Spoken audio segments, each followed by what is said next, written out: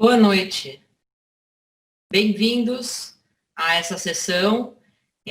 Primeiro, eu queria agradecer à Sociedade Brasileira de Pneumologia e Tisiologia, que está organizando esses eventos todas as quintas-feiras, um monte de temas muito interessantes, em especial agradecer ao Badini, que é o diretor científico da diretoria atual, pela iniciativa e pelo sucesso das últimas sessões.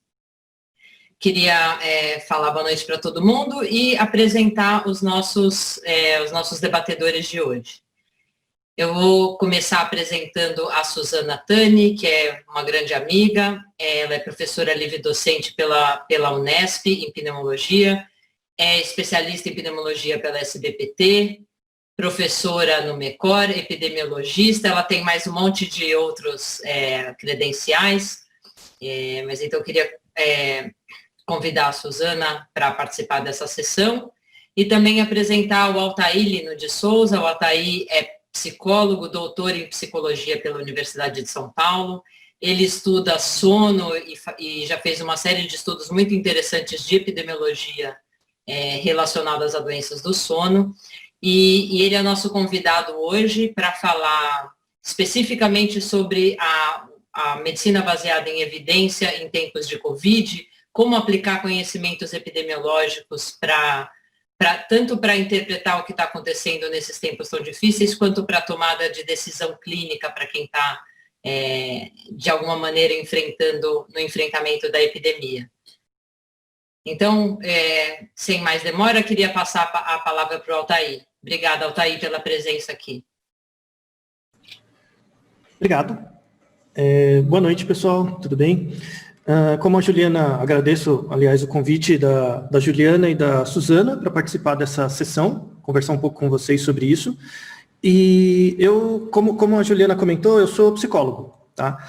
E apesar das pessoas acharem que eu não pareço com psicólogo, mas eu sou, tá? E isso tem uma vantagem. Eu vou usar mais o meu chapéu de psicólogo do que de estatístico ou epidemiologista aqui hoje com vocês.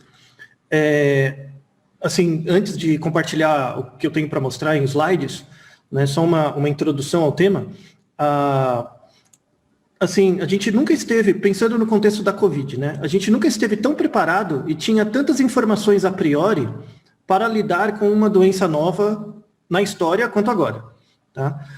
Mesmo assim, cometemos erros sistemáticos, e seja de interpretação, seja de estabelecimento de boas hipóteses, ou mesmo de conseguir ter a humildade necessária para abrir mão de hipóteses que consideramos erradas anteriormente à luz de novas evidências. Né? Por que fazemos isso? Né? Então, o que está por trás dessa nossa resistência tão grande a comprovar e depois conseguir resistir a abrir mão de uma hipótese frente a novas evidências? Isso não é uma coisa que acontece só na medicina, é uma coisa geral, inclusive é uma coisa que faz parte do nosso arcabouço como humanos mesmo. E é por isso que eu gostaria de, nessa apresentação, usar bastante meu chapéu de psicólogo.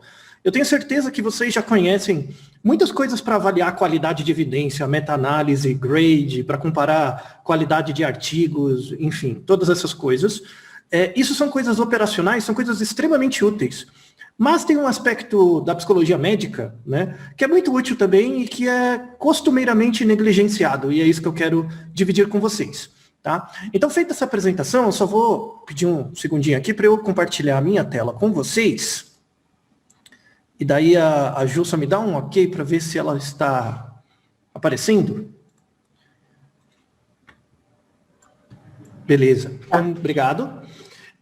Então vamos lá. Né? Então, a importância da medicina baseada em evidências em tempos de Covid-19. Né? Eu sou pesquisador na Escola Paulista de Medicina. Eu pesquiso sono, medicina do sono, mas eu também faço parte de um grupo de pesquisa na USP, né, em comunicação e ciências cognitivas. E eu também tenho um braço na divulgação científica, né?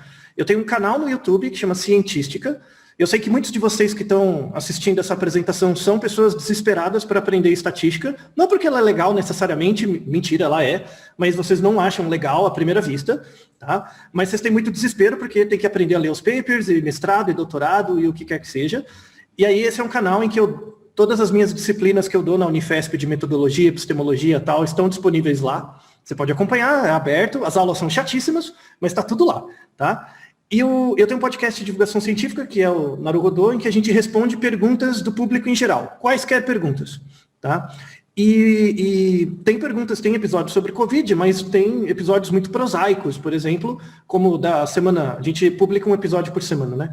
Como dessa semana, quais são os efeitos da solidão para a saúde? É um tema super interessante para a medicina, mas, assim, quando você pensa em solidão, né, como é que você define, qual o papel disso? Claro que tem um impacto na saúde, mas como isso acontece?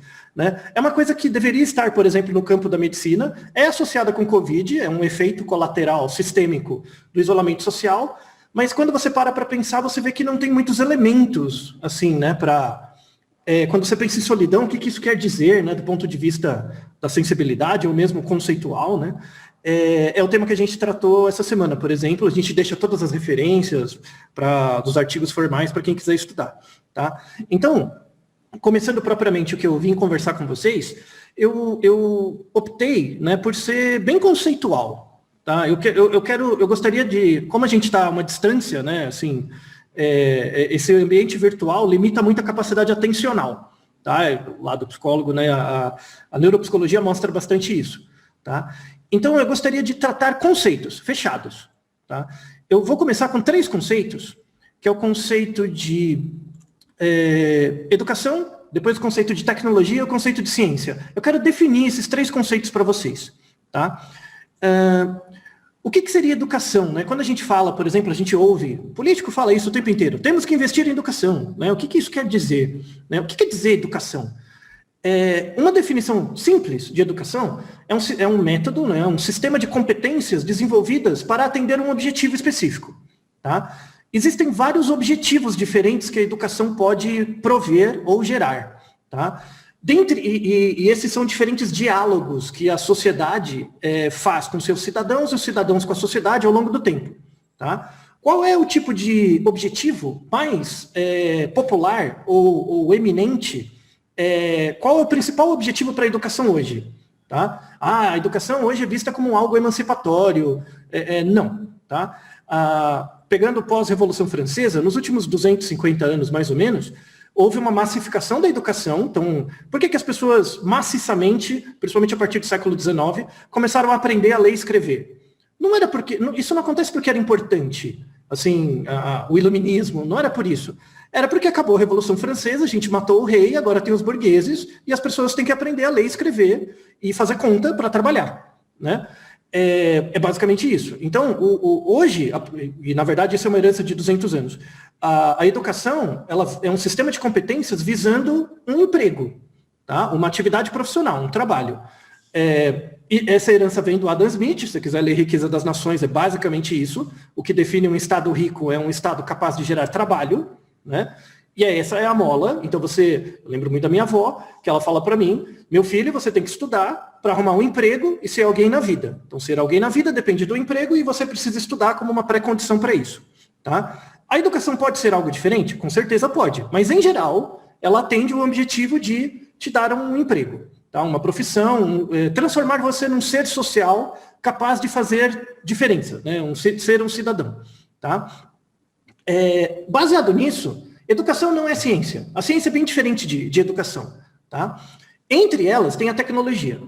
A tecnologia, quando você pensa computador, internet, celular, todos os recursos médicos que vocês usam e tal, são resultados de um processo de aplicação do método científico. Tecnologia não é ciência. Existe uma intersecção, mas não é total, tá? Não são disjuntos, né? Tecnologia e ciência, mas tem alguma intersecção. Tecnologia é todo o resultado observado da aplicação do método científico. Essa seria uma definição básica, assim, simples de tecnologia. Então, o fato de você, por exemplo, ter um celular, né, não torna você alguém educado cientificamente. Você só sabe usar o celular como um instrumento, né? E a gente conhece aquele provérbio, que é o chamado martelo de Maslow, né? Se a única ferramenta que eu conheço é um martelo, tudo no mundo parece um prego, né? Quer ver um exemplo da tecnologia? Pega a geração anterior dos seus pais, por exemplo. são pessoas que não tiveram tanto acesso ao computador diretamente. A inclusão digital deles se deu por meio diretamente do celular. A pessoa abriu mão, assim, não utilizou o computador e o acesso à internet é só pelo celular, né? Ou seja, a tecnologia, né, o acesso à internet mediado pela tecnologia, para um grupo de pessoas, numa faixa etária entre 40 e 60 anos, mais ou menos, para boa parte das pessoas do Brasil, o acesso a essa tecnologia virtual veio pelo celular, né? Ou seja, existem vários usos tecnológicos do celular que as pessoas não têm acesso porque não se letraram digitalmente antes, né? Em relação às pessoas que já nasceram com computador, aprende a usar o computador e depois generaliza isso pro celular, por exemplo. E tem uma série de estudos bem interessantes nisso que mostram a relação entre esse letramento digital tardio e a dificuldade, por exemplo, de recebimento ou de aceitação de informações médicas, né? Ou de dificuldade de perceber, separar fato de argumento ou opinião de evidência quando se fala na internet. Tá? Isso é algo bem interessante. E, por fim, a gente tem a questão da ciência. O que é a ciência em si? A ciência é um jeito. Tá? É algo não tangível, é um jeito. É um jeito de pensar a incerteza. Como você reduz a incerteza sobre o que você pensa. Tá? Nesse sentido, a ciência pode ser uma ideologia.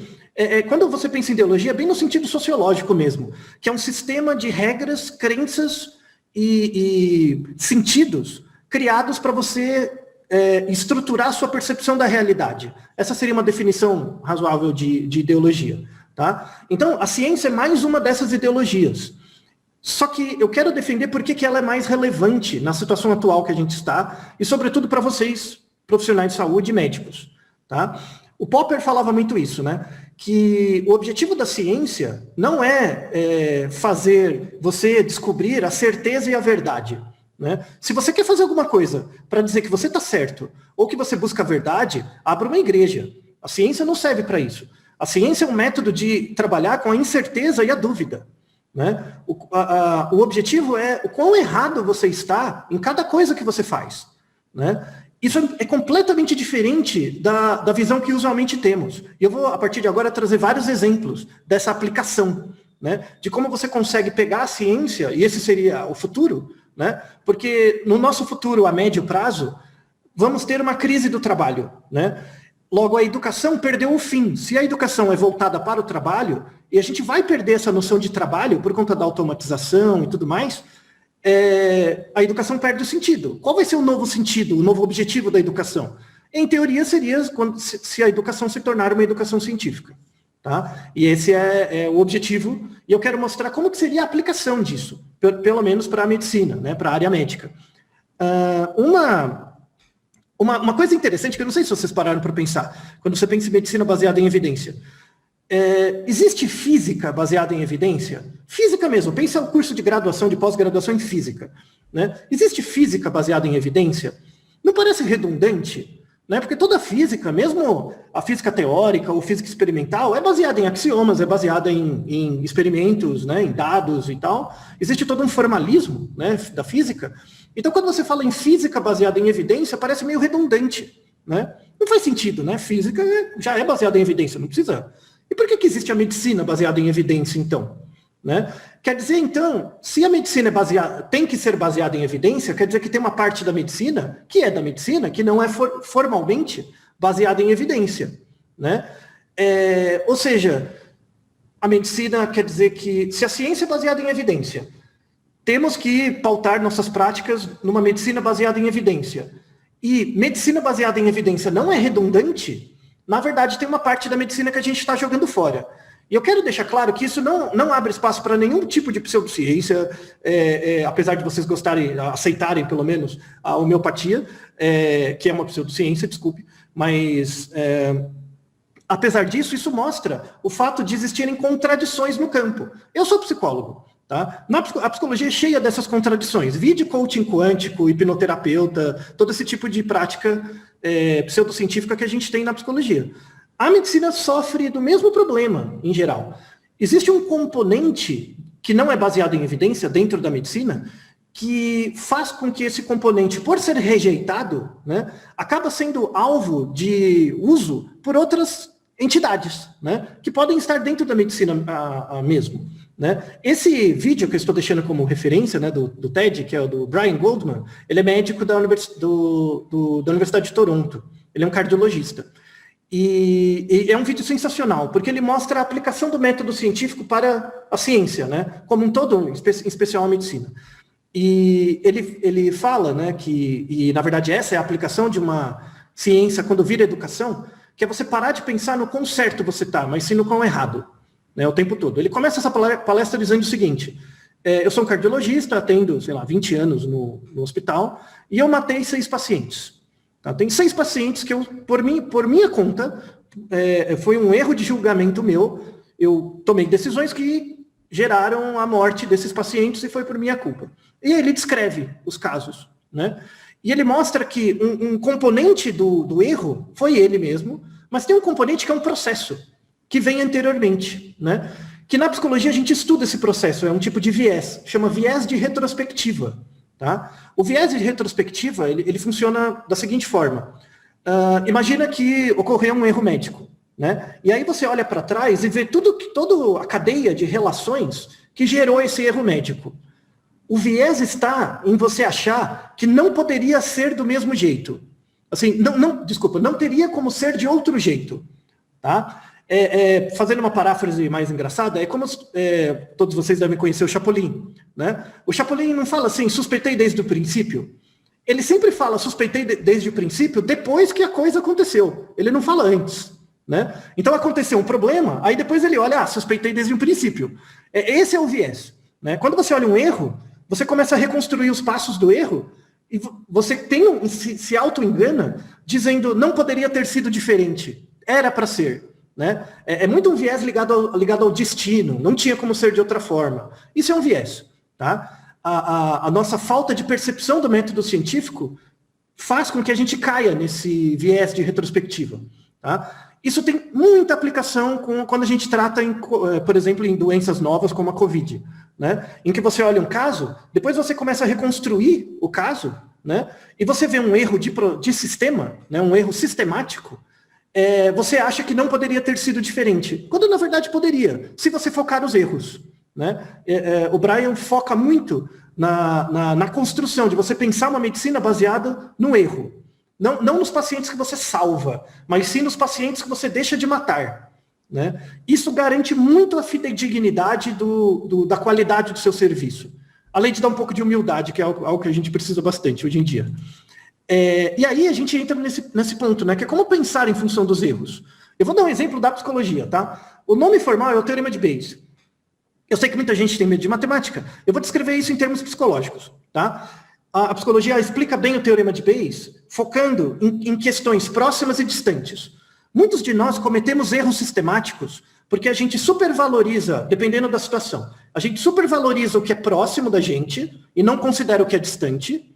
Ou, em outras situações, a gente supervaloriza o que é distante e não considera o que é próximo. Tá? Vou dar um exemplo, que está escrito aí. Você tem um envelope fechado na sua mão com o resultado de um exame solicitado para verificar se você mesmo tem uma doença. Então, você já fez o exame, o resultado está na sua mão, fechado. Tá? Ou seja, o que você tem próximo a você? O resultado do teste, que você não sabe se ele é positivo ou negativo. Tá? Mas ele está lá, o resultado não muda.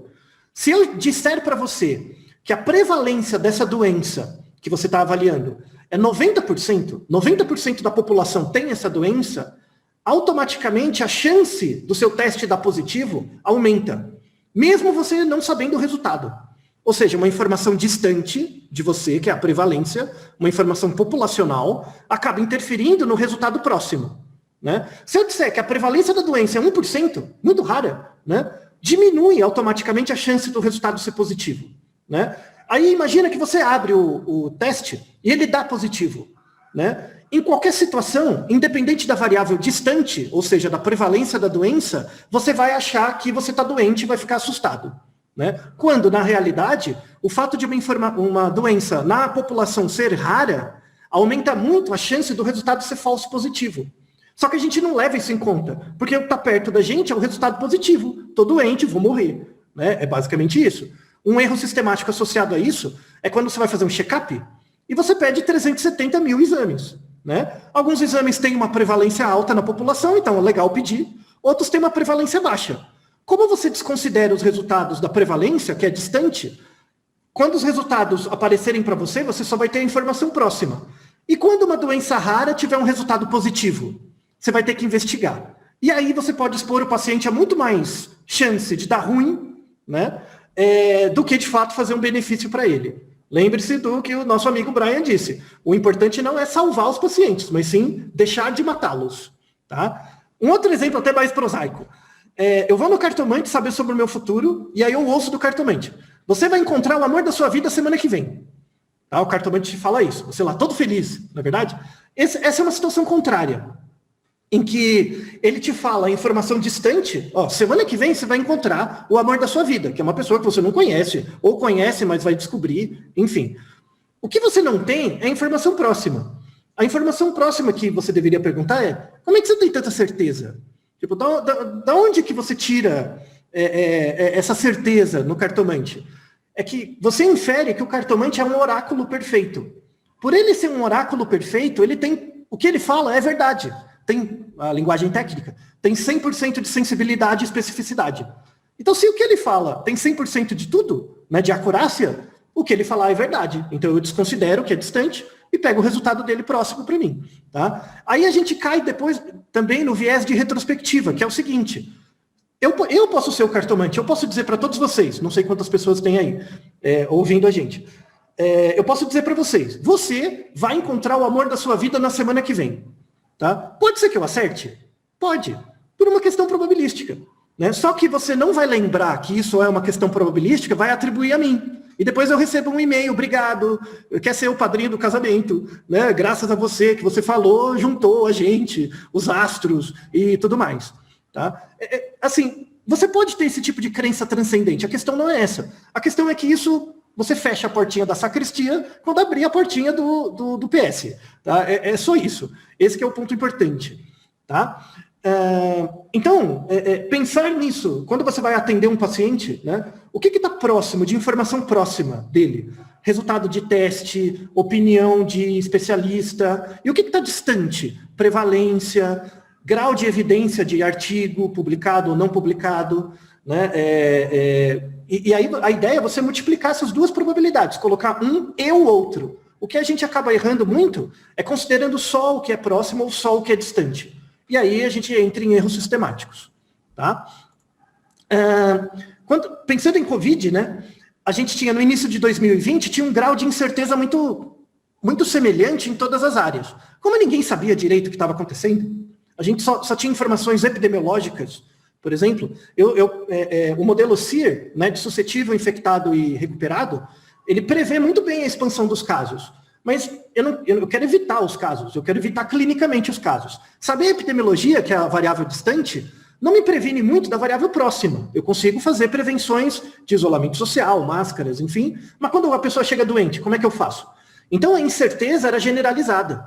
Isso no começo do ano. Né? Conforme a gente foi ganhando mais dados e trabalhando mais, reunindo evidências, a gente foi reduzindo a incerteza em relação a várias coisas. Uma afirmação que a gente pode fazer hoje, com uma baixa incerteza, é que não existe tratamento preventivo para a Covid. Não existe um tratamento preventivo eficaz. Né? Tanto é que, graças a Juliana, que indicou esse texto, né, que é um podcast também, por que a gente continua falando da hidroxicloroquina, apesar de terem, sei lá quantos artigos já mostrando que não é eficaz, né, como prevenção. Né? Por que a gente continua insistindo sobre isso? Né? Porque se a gente não insistir em coisas como essa, a gente não tem nada. Né? E a gente quer buscar a certeza e a verdade. Né? Isso mostra a questão dialética da medicina. Né? Que ela deve ser baseada em evidência, mas nosso cérebro não é feito para pensar por evidência. Nosso cérebro é feito para sobreviver. Né? E para sobreviver, a gente tem que levar em conta informações, mesmo desconsiderando variáveis próximas ou distantes. Né? No próprio podcast que eu faço, a gente gravou um episódio da semana passada, que é por que as coisas parecem óbvias depois que passamos por elas. Que eu explico com bastante detalhe essa questão, baseada no tema do oráculo de Delfos, né? do viés de retrospectiva, né? Como isso é algo que nos molda como humanos para reduzir incerteza, para sobreviver. Mas hoje, numa sociedade complexa, em que a ciência deve ser a nova pedagogia educacional, isso prega peças na gente. Tá? Então, só concluindo, né, essa fala, a minha recomendação final, aqui e agora, né, a ideia é pensar a ciência como uma pedagogia. E você começar a pensar a sua prática clínica, de novo, não em função dos pacientes que você vai salvar, mas sim em função dos pacientes que você vai deixar de matar. E aí eu encerro com uma provocação, que é o seguinte. Por exemplo, a medicina enquanto universidades de medicina, vamos pegar a universidade do Ocidente mais antiga, é a Universidade de Bolonha.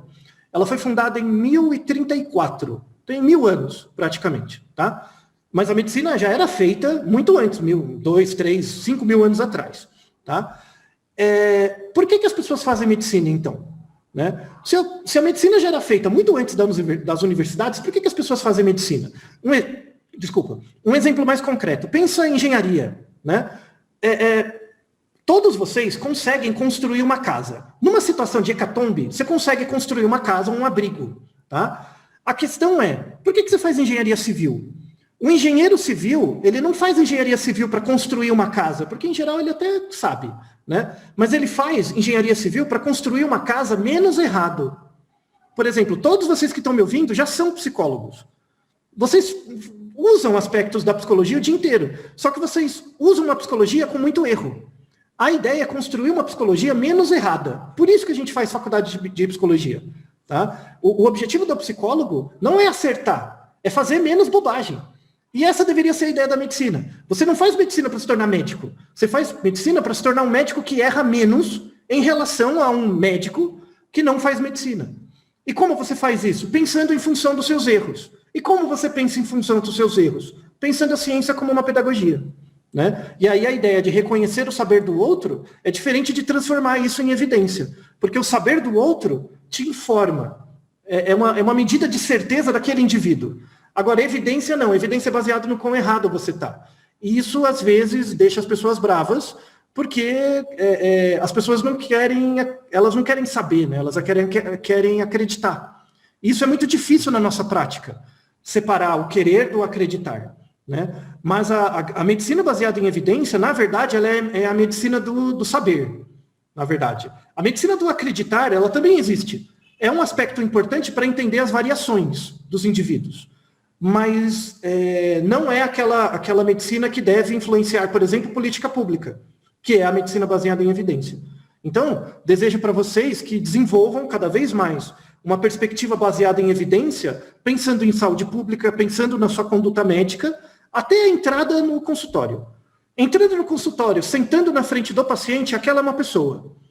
Aquela pessoa tem um saber. Aquele saber reduz a sua incerteza em conhecer a dona Josefa e o seu João, especificamente. Tá? E aí entra uma perspectiva estética de reconhecer aquele saber do paciente, não como uma evidência, mas como algo que informa sobre ele. Né? E aumenta a sua incerteza, reduz sua incerteza em tentar entender aquela pessoa. E dali você tira um germe que pode ser generalizado para uma evidência posteriormente. Tudo bem, gente? Então, creio que é isso. Obrigado, Ju, Suzana. Obrigado. Obrigada, Altair. Foi muito instigante a sua apresentação. Acho que é bem na linha que a gente tinha pensado.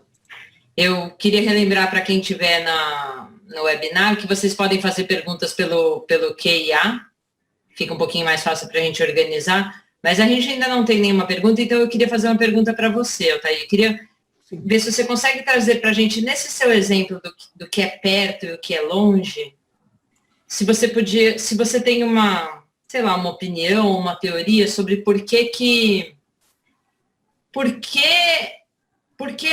alguns tratamentos que não eram comprovados para a COVID acabaram sendo tão populares, mesmo entre os médicos. Então, vou dar 3 exemplos para não ficar só na cloroquina.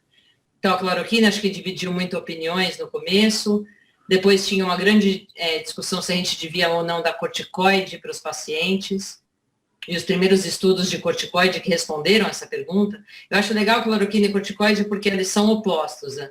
Tinha essa teoria sobre esses dois, a cloroquina acho que está bem confirmado de que não funciona, e corticoide tem pelo menos 2 grandes estudos que mostraram que funciona para pacientes mais graves. Então, mas tinha cloroquina, tinha corticoide, tinha anticoagulação mais intensa, né? Estou relembrando para o Altair, porque ele não é médico, mas ele vive bastante essa realidade. Sim. Por que será que os médicos, tirando a população geral, por que será que os médicos quiseram tanto...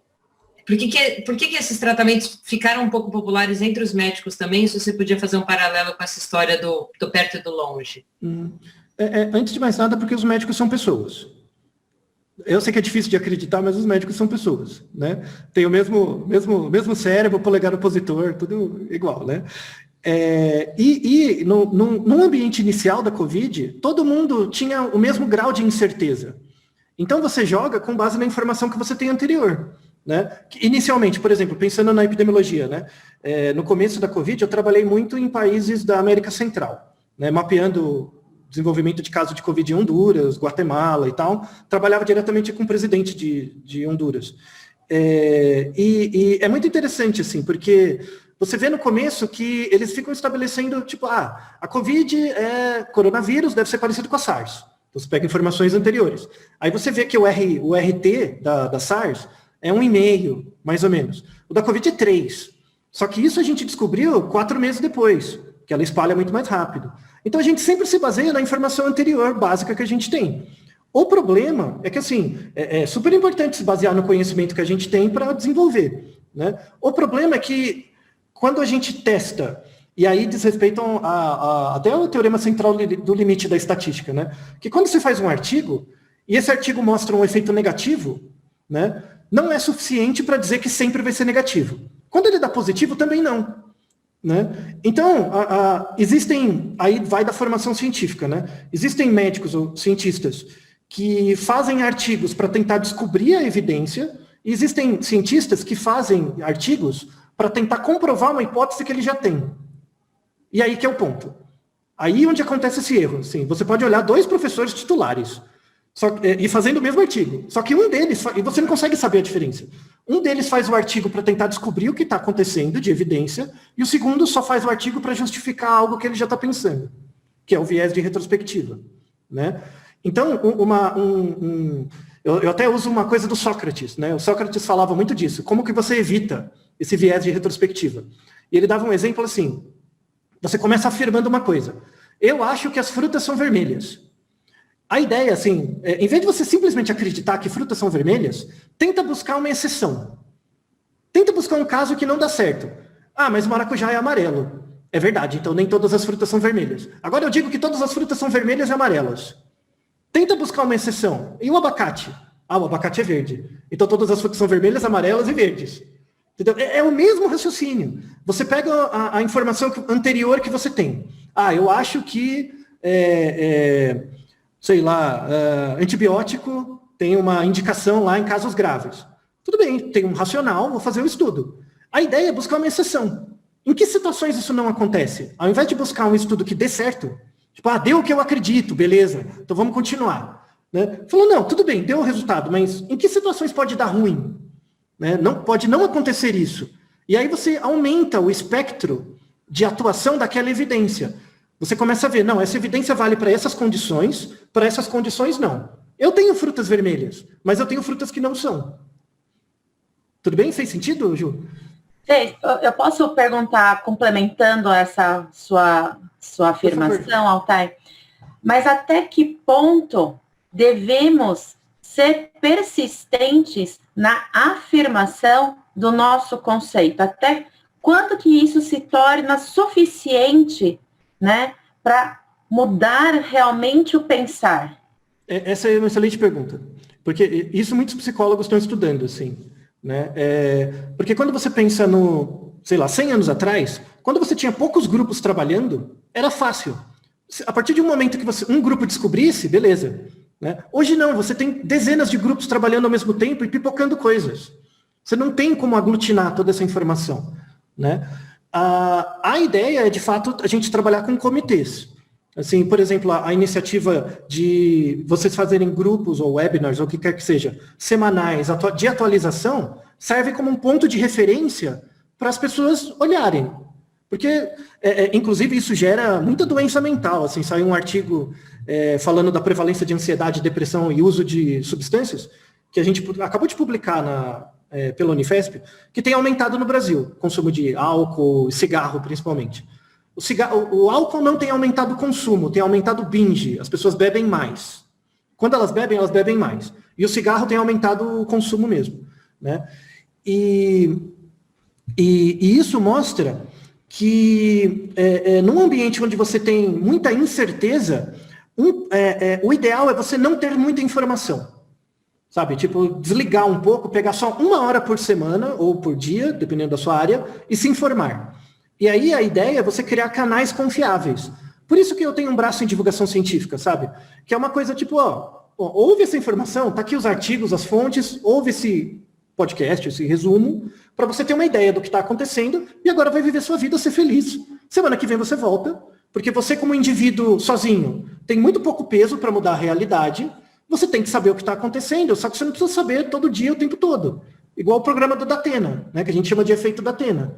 Se você vê o Datena todo dia, você vai achar que é uma hecatombe e a gente está em guerra civil. Sabe? Esse é o problema. Né? Eu queria juntar isso com uma pergunta que tem do José Antônio Martinez, que ele perguntou, né? Os erros cometidos durante a pandemia se assemelham com os cometidos durante a gripe espanhola. Isso é completamente verdade, a gente gravou um episódio sobre isso, inclusive. Isso se justifica pelas características do cérebro humano? Em parte. Tá? Uma parte é o nosso viés de retrospectiva, mas uma parte são as nossas estruturas sociais. Vale a pena um pequeno causo, né? A gripe espanhola, que não é da Espanha coisa nenhuma, a Espanha foi a primeira que fez o trabalho direito, por isso virou gripe espanhola, coitado, né? Chegou no Brasil por causa de um barco chamado de Memária, que era imagina, 1920, né? Era um barco de ricaços, né? Então era um barco fazendo um cruzeiro, passou pela Rio de Janeiro, Salvador acho que Rio de Janeiro e Salvador, trazendo pessoas doentes, né? E depois isso alastrou rapidamente para a população mais pobre, e é muito semelhante com o que a gente teve agora, e essa segunda onda, entre aspas, está vindo do mesmo jeito.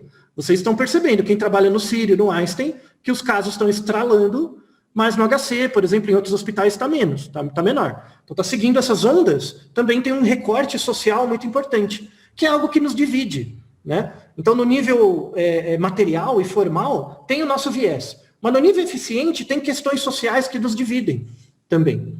Né? E o vírus não tem preconceito. Então, para ele, a gente só está facilitando o trabalho. Tá? Espero que tenha respondido você, José Antônio. Legal. Tem mais uma dele, Altair, perguntando se você acha que o hábito de acreditar no último artigo publicado em revistas de ponta sem esperar a sedimentação do conhecimento. Não é a melhor estratégia, tá? Aí, assim, como é voltado para a nossa área, né, área médica e tal, essa é uma das melhores oportunidades para a gente estudar metodologia de pesquisa. E foi por isso que eu optei por deixar, por exemplo, minhas 2 disciplinas de pós-graduação, todos os vídeos abertos em lives no YouTube, mesmo, né? Nunca foi tão importante para o médico entender o que é um odds ratio, entender o que é um desenho de estudo, o nosso trabalho com o MECOR, né, que eu, a Ju e a Suzana fazemos há mais de uma década. Quando a gente pensa em formação em epidemiologia, o objetivo do MECOR não é formar epidemiologista, é formar capacidade médica. E capacidade médica é a capacidade de conseguir olhar uma evidência, separar um artigo bom de um ruim. O problema é que a gente não consegue aprender isso rápido. Não dá para fazer um webinar que eu vou explicar todos os tipos de modelo de inferência e tal. Não faz sentido. É um trabalho continuado. É um processo continuado. E mais do que isso, é uma coisa que reconstrói você, o seu jeito de pensar. Essa ideia da ciência como uma pedagogia não é trivial. Quer ver um exemplo? Até para o José, né, fazer um exemplo. Imagina que você tem um Instagram, Twitter, qualquer rede social que você use. Você vai fazer um post. Tá? Você vai escrever alguma coisa, alguém falou alguma coisa que você não gostou, você vai escrever. Começa a pensar assim, eu vou responder aquela pessoa. O quão errado eu estou em escrever isso que eu vou escrever? Tá? Se você tiver, de fato, muita vontade de escrever, né, aí você vai estudar para procurar fontes para descobrir o quão errado você está. Logo, o post que você vai fazer vai ser muito mais qualificado. Né? Se você perceber, nossa, me dá muito trabalho descobrir o quão errado eu estou, aí você desiste. Então é um pouco menos de chorume na internet. Entende? É assim como você tem que ensinar hoje adolescente. Isso é uma coisa que você tem que aprender na escola. Você tem que ensinar na redação da FUVEST como você escreve um post de Facebook, de Twitter, de Instagram, sabe? Não é só a dissertação, entendeu? Como você rebate? O quão errado você está em falar algo publicamente que você pode ser censurado depois, né? Isso não é conversa de bar, sabe? Em outras palavras.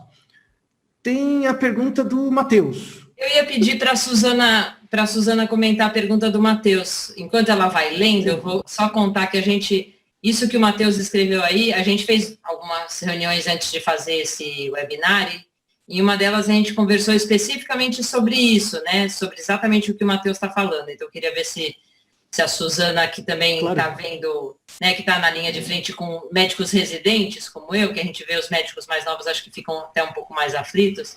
Se ela quer responder ou comentar. Eu acho que dentro de uma pandemia com uma doença extremamente nova, eu acho que isso se envolve realmente no grande anseio do o que eu estou fazendo realmente, né? O quanto que eu estou ajudando uma pessoa na própria evolução desta sua doença que tem o seu curso natural.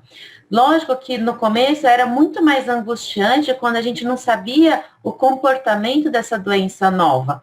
Então, a angústia que trazia para dentro dos médicos, dos profissionais na linha de frente, era muito maior. Então, por isso que foi se testado muitas alternativas de forma até incipientes e até negligenciadas, né, com terapias alternativas, mas agora, no momento que a gente tem níveis de evidência, a gente já aprendeu, né, de uma forma extremamente rápida em relação ao comportamento evolutivo deste vírus, eu acho que é fundamental a gente ter a segurança de usar essa informação e colocar isso que a Altair colocou em relação à modificação do nosso conhecimento do acreditar. Ter a segurança, na hora que eu estou falando com a dona Josefa, o seu José, que a doença, né, ela tem o seu curso e que a gente sabe quais são as características relacionadas hoje com a evolução mais crítica.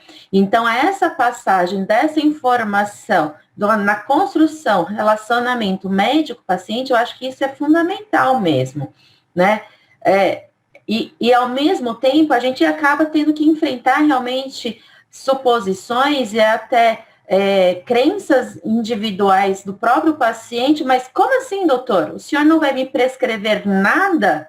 Não vai me dar o polivitamínico, não vai me dar a hidroxicloroquina e o corticoide? É um pouquinho, é um cheirinho, não vai fazer mal para mim, né? E aí vem realmente a conjunção de todas as relações fatoriais e características individuais que podem realmente somar e induzir ao grande erro, né? Então, eu acho que é nessa construção que nós estamos tendo que fazer e passar isso para frente de uma formação um pouco mais clara, né, para os profissionais. Eu acho que essa é a nossa função que estamos tentando construir. Eu sempre falo que as crianças não são pequenos adultos, mas os adultos são crianças grandes, sabe?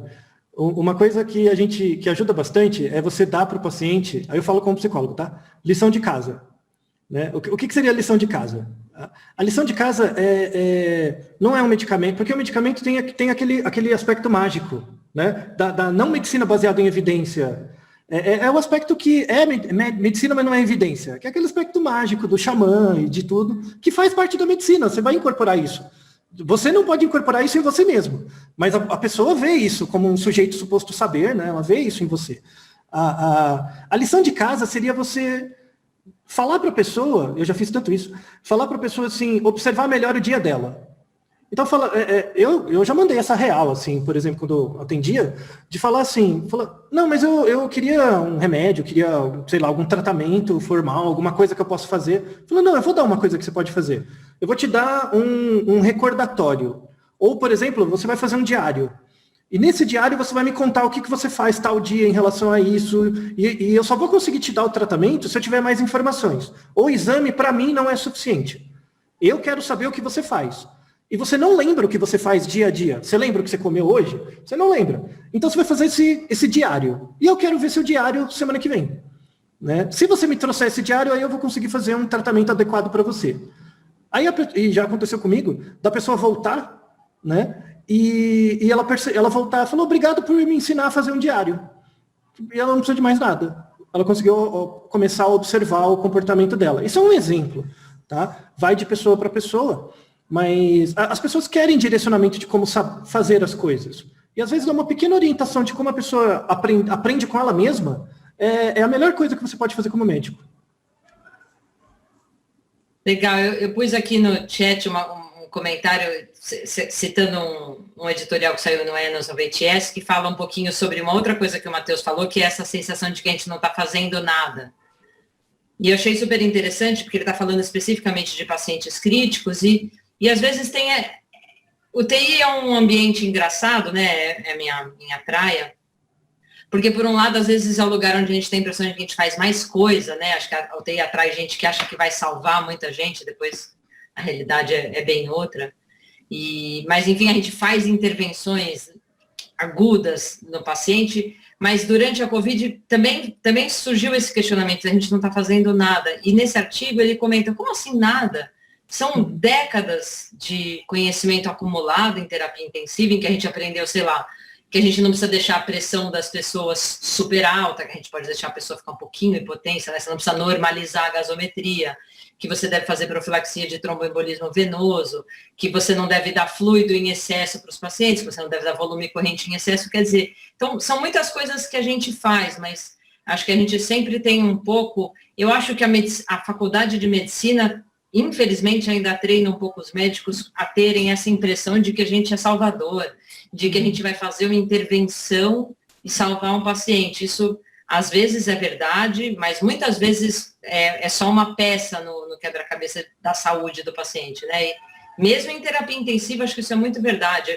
Tem poucas coisas que eu posso dizer que eu faço num plantão que eu acho que foi o que eu fiz, uma ação isolada, e sim um conjunto de pequenas coisas que parecem esse nada, né? Então, acho que a gente está vivendo uma crise nesse sentido.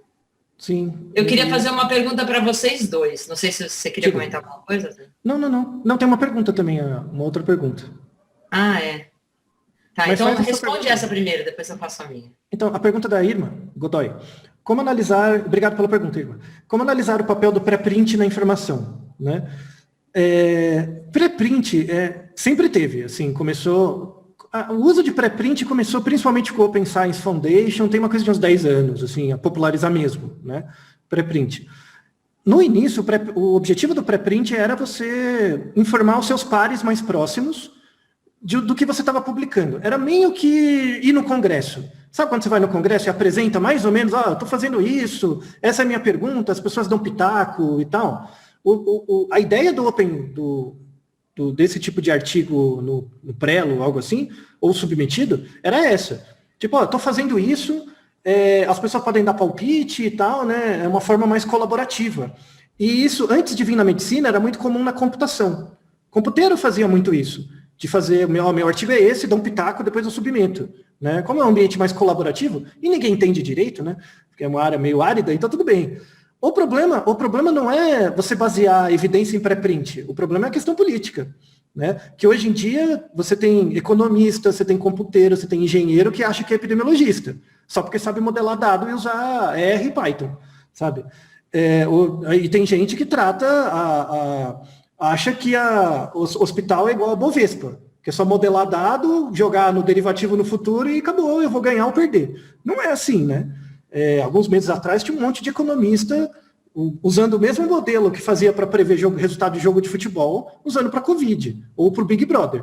Isso é completamente deletério, assim, não é saber usar um modelo de regressão que você sabe operar com as variáveis epidemiológicas de verdade, né? E ver o impacto da sua informação nisso.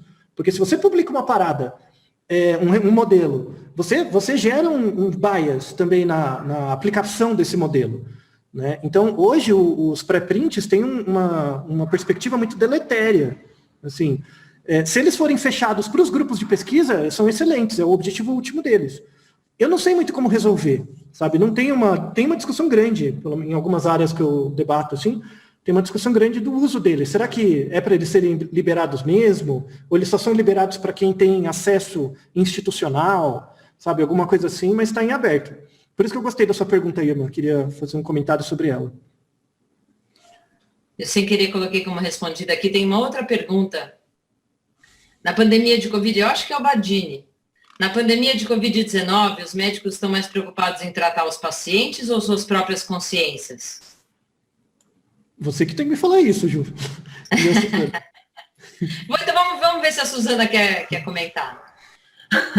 Bem, eu acho que tem uma polaridade fenomenal dentro do âmbito de todas as classes de médicos, né? Eu acho que no âmbito a gente pode enxergar, mesmo dentro da pneumologia, isso aconteceu no começo, mas em todas as áreas de especialidade médica, né? Existe realmente a sensação da necessidade de prescrição farmacológica como intervenção para evitar evoluções de forma mais graves, né?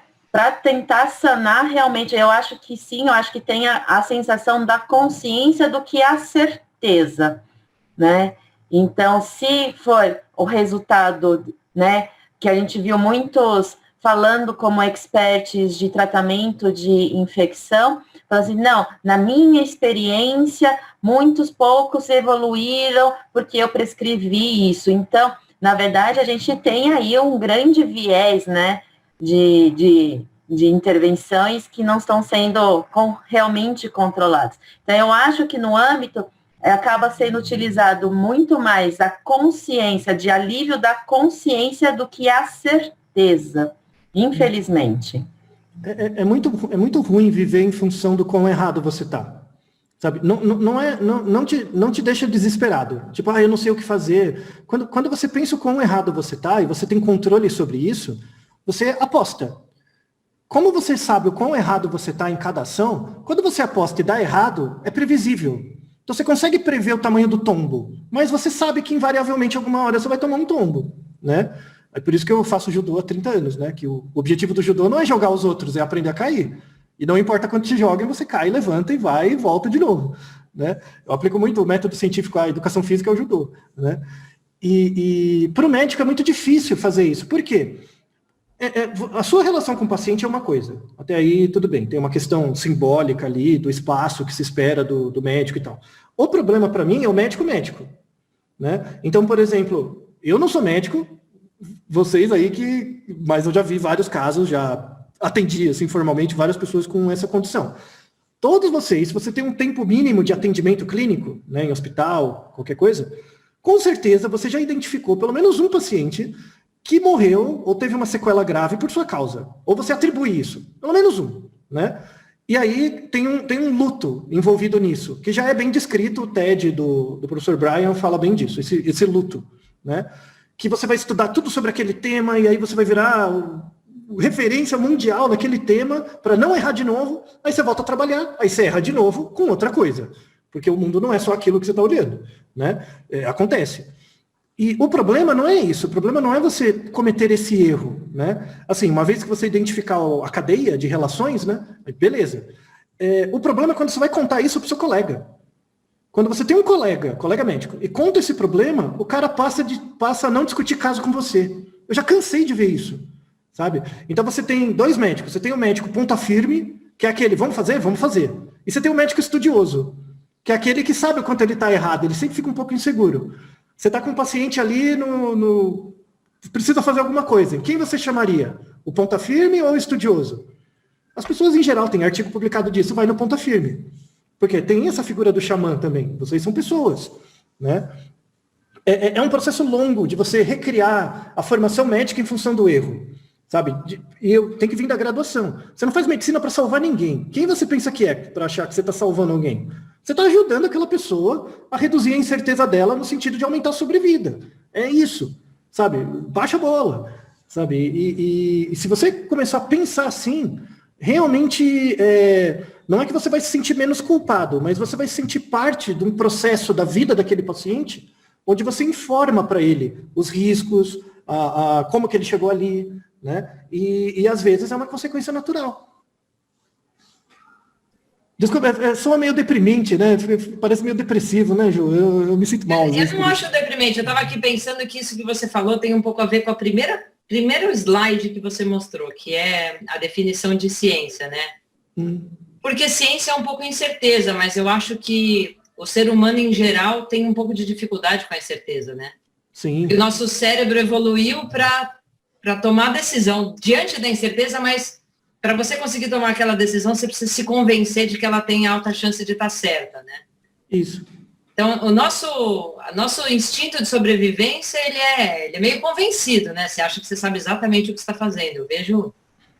Né, mas eu acho que o importante é na hora que a gente tem que ser o ponta firme, né, de tomada da decisão em fazer a intervenção, automaticamente transformar isso da minimização do erro. Então, eu sei que eu não posso fazer isso de uma forma automática. Isso que realmente talvez seja um grande trabalho, né, do que a gente pode construir de modificação, que às vezes é difícil, que a gente não pare para fazer, né, porque a gente está acostumando, né, a formar a graduação médica, talvez pensando, né, nos grandes consensos de todas as áreas, de todas as patologias. Anualmente sai atualização de todos os consensos. E o consenso, mais ou menos, ele é um guia para a gente minimizar os grandes erros que possam acontecer.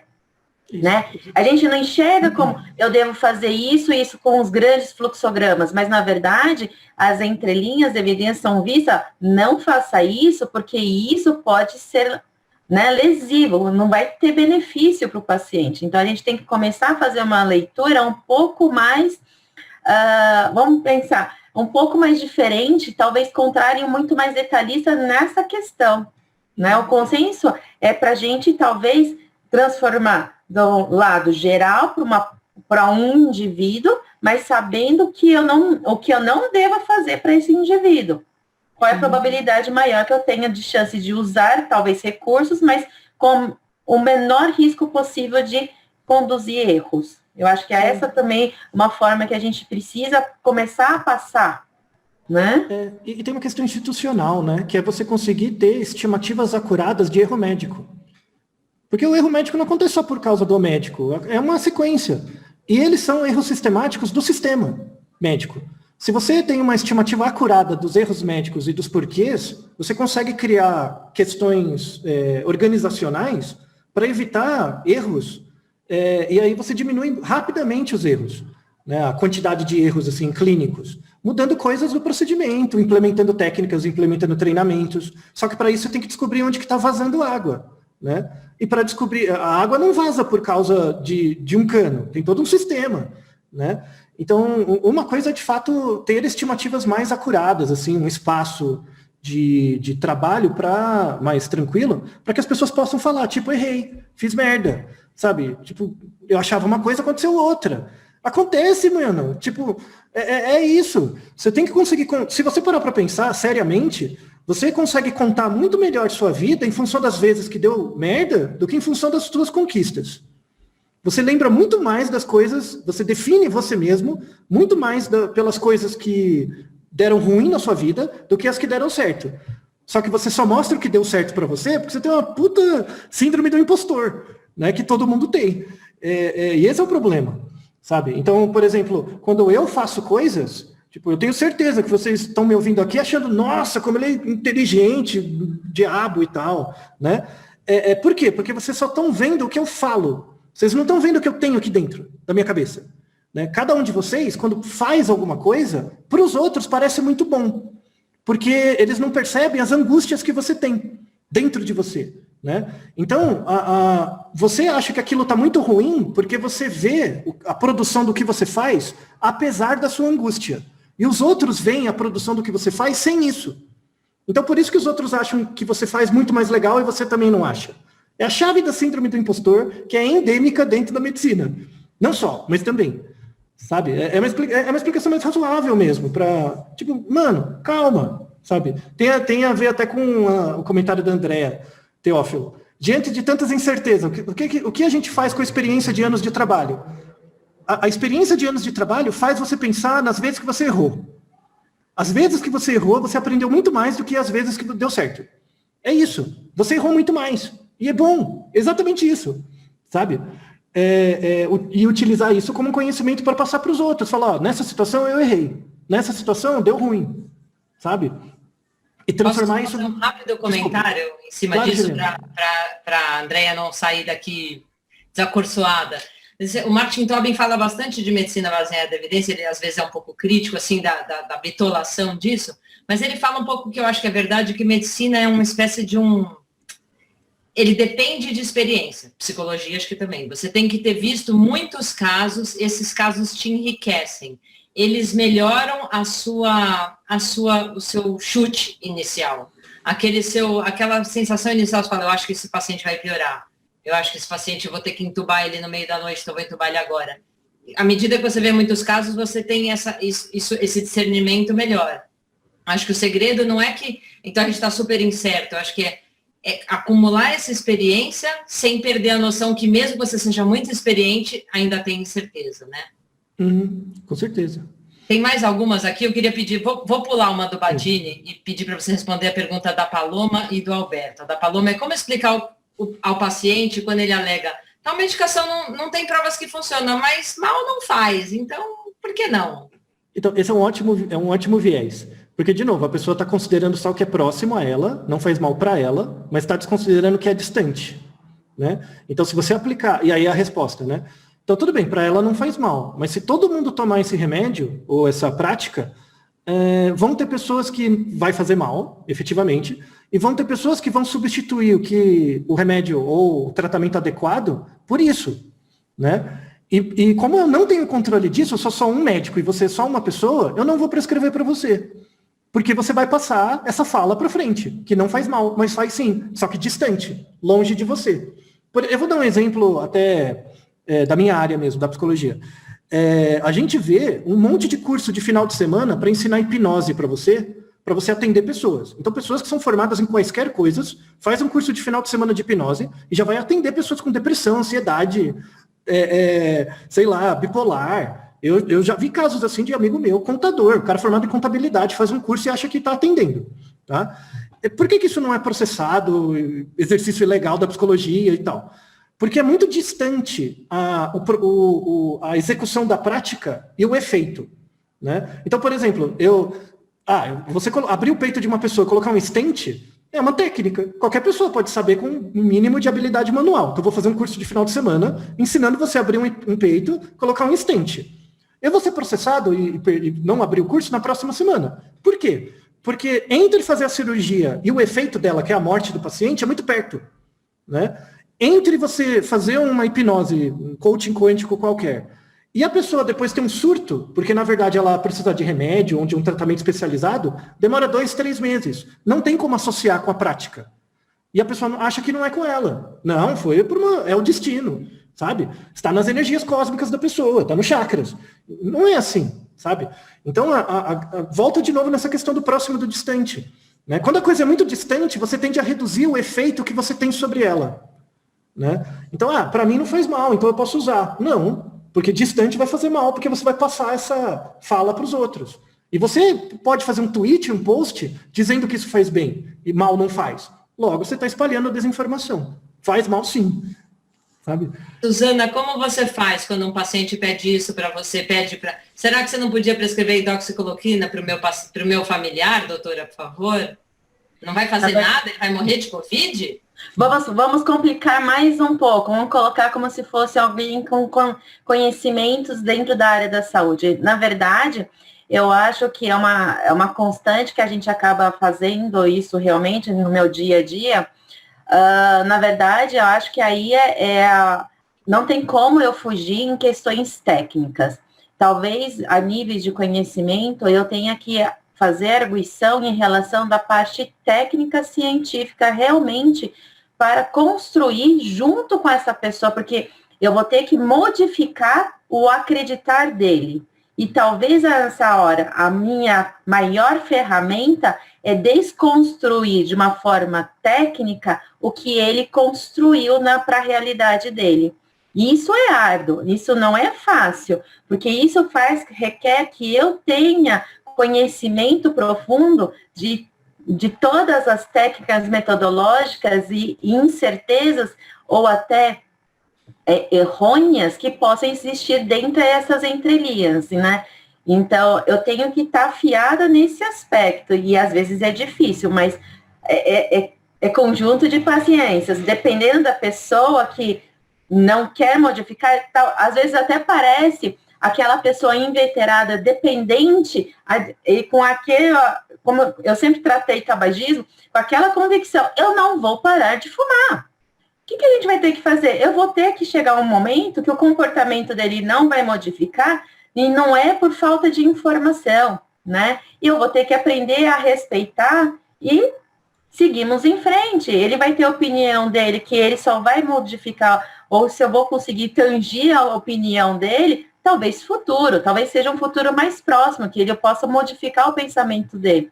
Mas, às vezes, isso nem tem a acontecer, né? Eu acho que isso tem a ver muito que o Alberto colocou, como a gente fazer na parte do fake news, que é o que a gente está sofrendo agora, né?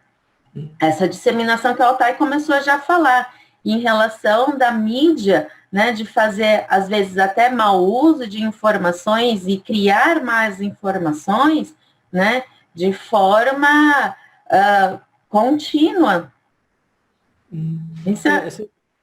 Essa pergunta do Alberto é boa, assim.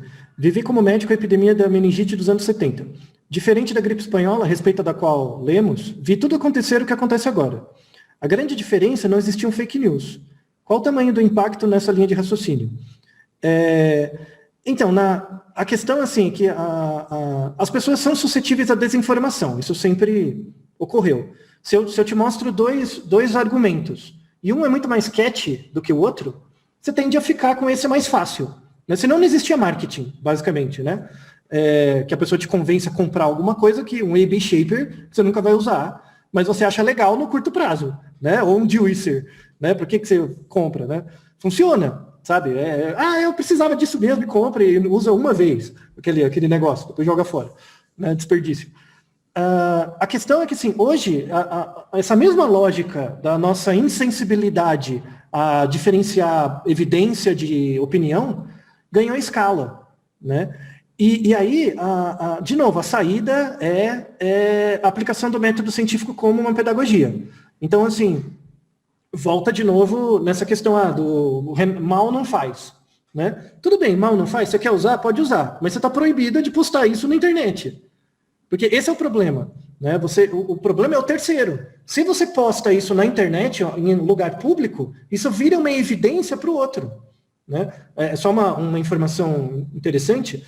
Existe uma prova aplicada a cada 2 anos, né, em vários países da América, do mundo, que é o PISA. Né? O PISA avalia várias competências. Na América toda, o Brasil, nos últimos 8 anos, nas 8 edições, né, são 16 anos, o Brasil sempre foi o último colocado. Tá? E a variável, a prova que mais puxa a nossa nota para baixo, é uma prova de raciocínio lógico, em que algumas perguntas são perguntas para você pegar 2 textos e aprender a separar o que é opinião, o que é um texto opinativo, o que é um texto baseado em argumento. Nós somos o pior país da América em fazer isso. A gente não discrimina opinião de argumento. Ponto. Sabe? Você pegar um texto e ver onde que estão as informações, da onde que a pessoa tirou a fonte, né? E nós somos pessoas escolarizadas, a gente está muito no topo da cadeia alimentar, social, sabe? Então, você pensar a maioria da população, ela é suscetível ao que aparece na TV, ao que o Datena fala, ao que o jornal, a grande mídia fala, né? Então, se a gente não fomentar uma boa prática científica, e mais do que isso, vocês mesmos, médicos, fazerem um pouquinho, não precisa muito, fazer um pouco de divulgação científica mesmo. Sabe? Mostrar, ensinar para os outros, a ciência funciona assim. Tipo, ser também um hub, sabe, de boas práticas, para que outras pessoas possam seguir, sabe? A ideia não é ter aquele... se você compara pessoal pseudocientífico, tem aquele Instagram bombando, porque o objetivo deles é formar uma seita, né? Por que a gente tem tanto terraplanista? Porque eles são muito organizados em fazer você acreditar que você faz parte de um grupo. Acredita no que a gente acredita, você vai fazer parte do grupo. Essa é uma estratégia imemorial. Por isso que tem aparecido essas crenças meio bizonhas, assim. A medicina científica pode usar a mesma estratégia, que é mostrar, aqui é um centro de referência de boas informações. Segue a gente, coloque sua pergunta, a gente vai dar orientações. Do mesmo jeito que a gente está fazendo essa discussão, sabe? Vocês vêm aqui gasta, né? Gentilmente oferece seu tempo para ouvir a gente, porque vocês buscam alguma informação. Vocês veem esse webinar, a sequência deles, como algo relevante, né, em que você tira insights. Né? A ideia é vocês serem também esses hubs, esses polarizadores, e investir cada vez mais na sua formação científica, seja ela do ponto de vista pessoal, pensando em função dos seus erros, seja do ponto de vista formal, participando do MECOR, fazendo cursos de formação em epidemiologia e tal, porque é algo que você vai fazer a vida toda. Nosso tempo está quase acabando. Eu tinha pensado lá no meio numa pergunta que você quase respondeu agora, mas acho que eu ainda vou fazer ela porque eu queria ouvir mais diretamente. Eu queria fazer uma pergunta para você e em sequência para a Suzana. Eu queria saber se você acha que com essa epidemia, apesar do momento que a gente está vivendo, se a ciência pode sair fortalecida, se o fato de a gente viver isso pode trazer um fortalecimento da ciência, ou se ao contrário, a gente pode estar indo para o lado errado. E depois queria ouvir da Suzana em relação à medicina, especificamente a pneumologia. Eu acho que os pneumologistas estamos, né, o tempo inteiro nessa linha de frente em resposta ao Covid, em todas as áreas, né, no ambulatório, no pronto-socorro, na UTI. Queria saber se vocês acham que como a gente pode sair fortalecido, já que a gente teve que viver uma pandemia tão triste como essa, o que a gente pode tirar de bom? Eu sou do lado um pouco, não muito, assim, mas eu sou um lado um pouco mais pessimista, assim. Como as pessoas não sabem o que é ciência, ela não tem como sair fortalecida. A ciência como esse método, essa ideologia de como pensar em função dos seus erros, sabe? Ela não tem como sair fortalecida porque ela nem é reconhecida. Se ela fosse mais reconhecida, como que ela é, porque o que as pessoas veem é educação e tecnologia. Elas veem a vacina. Vacina é tecnologia, vacina não é ciência. Mas como é que saiu? Mágica, plim. É igual o xamã misturando um monte de folha para as pessoas, basicamente, é isso. Né? Mas como é que você chega nisso? Como é que faz fase 1, 2, 3, 4? Por que dá tanto trabalho? Porque uma coisa que eu acho genial, do mesmo jeito que 5 anos atrás a gente conseguiu colocar um satélite, uma sonda num cometa, imagina, um cometa, a gente conseguiu colocar uma sonda do tamanho de uma máquina de lavar. Imagina a genialidade científica para fazer isso. Do mesmo grau, né, de peso, a gente conseguiu fazer uma vacina em 1 ano. Só quem é técnico da parada sabe o quão monstruoso é esse achado. Agora que a gente tem os dados lá, 95% e tal, porra, nossa, eu acho isso tão monumental como voltar à Lua, sabe? De verdade. Só que as pessoas não reconhecem porque elas têm a perspectiva do xamã. Então, assim, a ciência só vai ser fortalecida se a gente tiver instituições públicas, sociais fortalecidas também, que são as pessoas que conhecem um pouco mais a ciência. Pensando no grande público, não vai fazer muita diferença, eu acho. Né? O ponto aqui é pensar no futuro. Então, por exemplo, quando eu entrei na USP, né, na psicologia, em 2000, eu fiz escola pública, então eu tive bolsa de iniciação, mestrado, doutorado, pós-doutorado, fiz todo o meu ensino básico, superior e pós-graduação público. Né?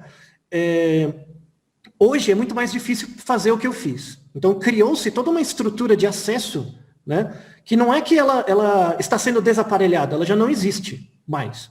Né? A ideia é criar as condições para que isso volte de novo. Né? Mas o que a pandemia vai mudar é o comportamento das pessoas. Isso vai. E eu dou um exemplo só para fechar, que é o exemplo do apagão. Não sei se você lembra, do apagão foi em 99, 2000, ano do apagão no Brasil. Você lembra, Ju? Tirando o Amapá, que está em apagão agora, é isso? Exato. Então teve o apagão em 2000. Por que ele começou? 1995, plano real, dólar a R$1, todo mundo começou a comprar um monte de coisas, o cara tinha 30 freezers em casa e não tinha, o sistema elétrico não tinha, chegou um ponto que saturou, deu o apagão em 2000. Teve regiões de São Paulo que ficaram 4 meses sem luz, né? Isso, as pessoas esqueceram isso, mas isso automaticamente mudou o padrão de consumo das pessoas, inclusive transgeracionalmente. O padrão de consumo de 1999 só foi equiparado ao padrão de 2018. Então a gente voltou a consumir tanta energia só em 2018. Ou seja, teve um evento que, independente do que você acha de ciência, mudou o seu comportamento, gerou uma marca que passou para a próxima geração, que a maior parte das pessoas mais jovens não viram um apagão, mas transmitiu o padrão de consumo, e só hoje a gente está acompanhando, chegando no nível de 99. Eu acho que o efeito da pandemia vai ser assim, vai mudar nosso comportamento, a gente não vai saber a fonte, e só vai conseguir perceber o efeito disso daqui a 20 anos.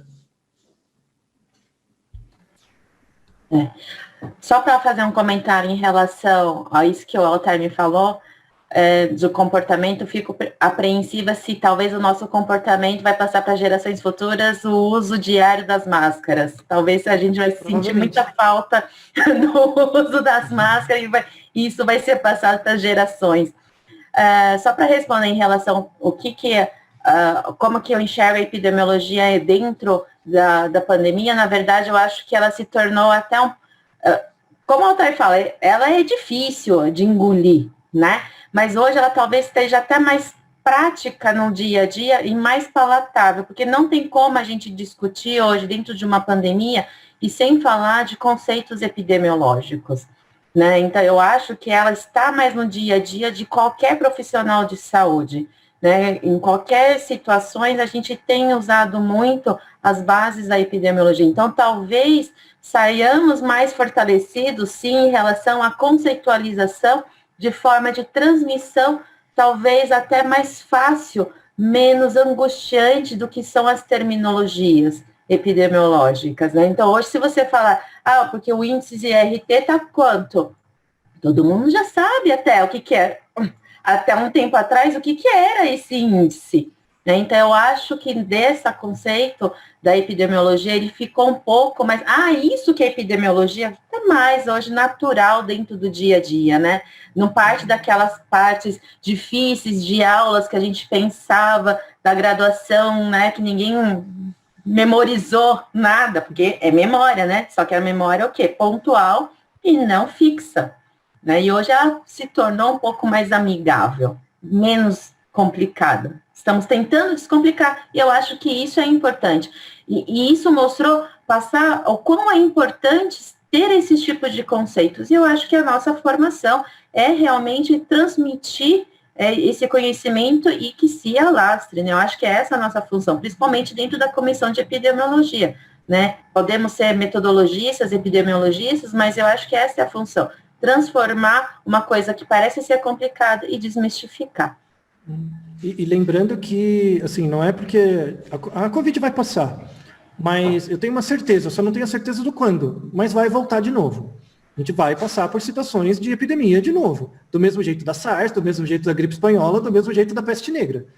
Então a questão não é se, é quando. E a questão é a gente estar preparado para isso.